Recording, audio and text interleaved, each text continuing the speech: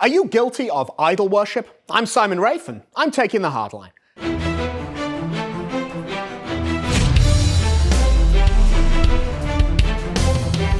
Welcome back to Hardline, the show one of my viewers described as like a 2x4 upside the head, something I hope he's never actually experienced, if only because too many such incidents would render his opinion of my work the product of brain damage rather than genuine appreciation at being called to do the right thing. I'm your host, Simon Rafe. Joining me later will be my producer, Joe Enders, and after that, I'll be having a gentleman's chat with Dr. William Mahoney. And before we get into today's subject, just a brief programming note. There will be no new Hardline next weekend because all of us here are working very hard on the Deposit of Faith Coalition event on the 20th of July. Join us as we take the fight to the bishops for their anti-Catholic and anti-American activities. We are having a prayer protest outside their headquarters in the morning, followed by a press conference in the afternoon, letting all of the press know about their mendacity. Click the link below for more information, and please, make a donation to cover the costs for this event. It's happening in Washington, and so it's very expensive. We need your support to be able to make a difference. Hardline will be back on the 30th of July. But for now, are you guilty of idol worship? I don't mean literally. You are a faithful Catholic, but more importantly, you are not an idiot. You are not bowing down before some golden calf or carved image and offering it worship as if it can save you. That is, of course, the image we have of idol worship. The classic example is the Israelites at the foot of Mount Sinai, waiting for Moses to come down the mountain after his conference with God and getting fed up with waiting. They are there for a while and they decide that that while is too long, and so they make a golden calf and they worship it. When Moses comes down the mountain, he is understandably upset with them. It's not the kind of thing he was expecting, nor, it must be said, the kind of thing I was expecting when I first read that part of the Bible. Because, of course, that is the point. It just seems dumb to engage in idol worship, especially if you have knowledge of God. The Israelites had experiential knowledge of God. They had been freed from Egyptian slavery by 10 miraculous plagues, which they had witnessed, and the worst of which they had been spared. Now, after one or two plagues which hit your oppressors and leave you untouched, you might shrug and say, hey, we dodged a bullet with that one. Or if you are in the ancient Near East, you might say you dodged an arrow, I guess, or a slingshot. Some kind of missile has missed you and hit your captors and you are like, wow, amazing coincidence.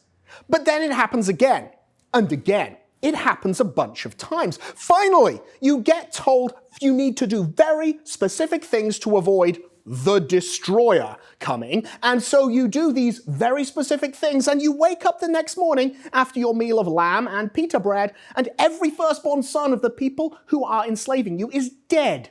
At that point, coincidence isn't cutting it. The destroyer came and you were spared and you're like, hey, thanks God.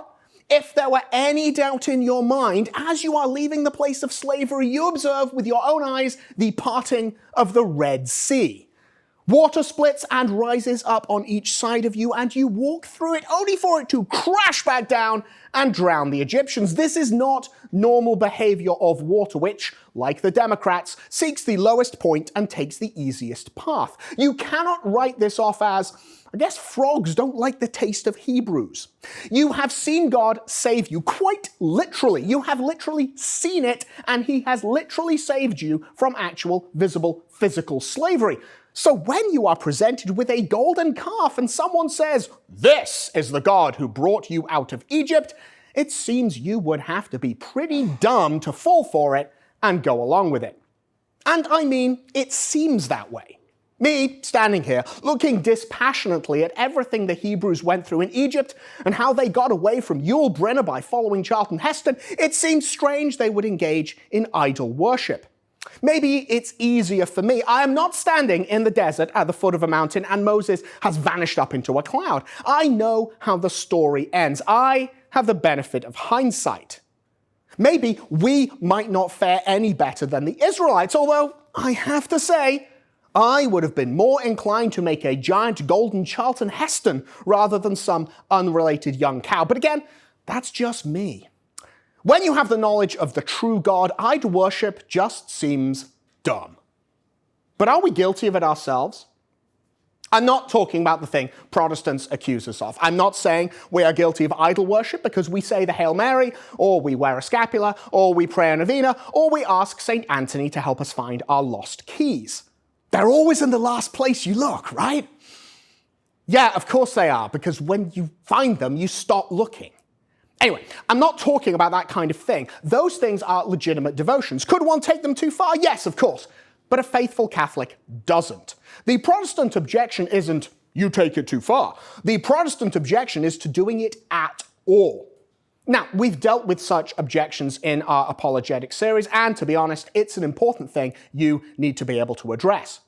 But are we guilty of turning other things into idols? We are not dumb enough to fall for a golden calf, but are we falling for a more subtle kind of idolatry? Well, what about the Latin Mass? Thank you for watching Hardline. If you're enjoying the show, please go to churchmilitant.com for the whole episode. You must be a premium member. So to sign up, go to churchmilitant.com/go premium.